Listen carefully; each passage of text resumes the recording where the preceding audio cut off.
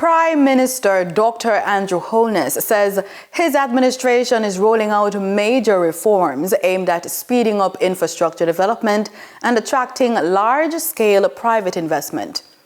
During his contribution to the 2026-2027 budget debate, Dr. Holness tabled legislation to establish the National Reconstruction and Resilience Authority, NARA. Will have special powers to accelerate development approvals, as well as procurement, enabling the execution of resilient infrastructure projects at a scale and speed this country has never seen before.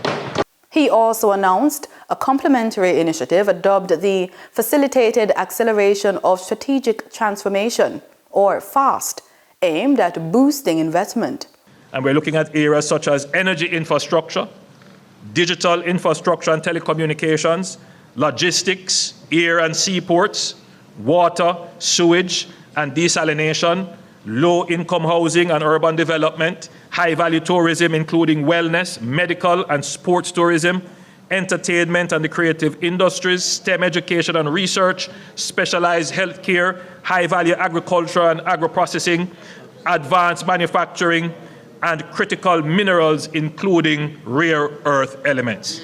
The Prime Minister touted a new oversight body, the Jamaica Reconstruction and Resilience Oversight Committee, will monitor implementation. It will be chaired by Peter Blair Henry. A son of Jamaica, who is currently a senior fellow at Stanford University's Hoover Institution.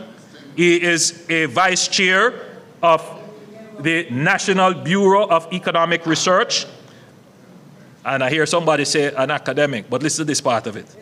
A member of the boards of Citigroup and Nike, who has risen to the very pinnacle of international economics and public policy.